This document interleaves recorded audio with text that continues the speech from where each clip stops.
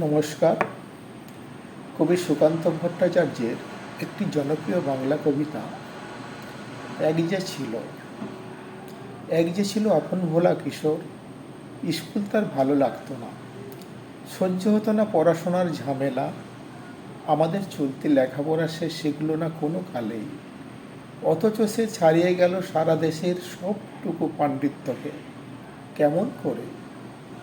সে প্রশ্ন আমাকে করো না। বড় মানুষের মধ্যে গরিবের মতো মানুষ, তাই বড় হয়ে সে বড় মানুষ না হয়ে মানুষ হিসেবে হলো অনেক বড়। কেমন করে?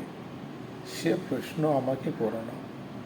গানসাদার বাঁধা আইন সে মানেনি, অথচ স্বর্গের বাগান থেকে সে চুরি করে আনলো তোমার আমার গান। কবি সে। ছবি আঁকার অভ্যাস ছিল না ছোট বয়সে, অথচ শিল্পী বলে সেই পেল শ্রেষ্ঠ শিল্পীদের সম্মান। কেমন করে? সে প্রশ্ন আমাকে করো না।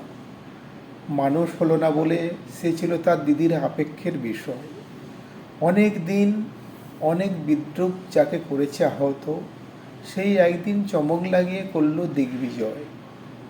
কেউ তাকে বলল বিশ্বকবি, কেউ বা কবিগুরু।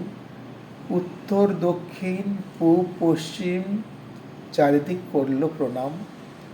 তাই পৃথিবী আজও অবাক হয়ে তাকিয়ে বলছে কেমন করে? সে প্রশ্ন আমাকে করো না। এ প্রশ্নের জবাব তোমাদের মতো আমিও খুঁজি। নমস্কার।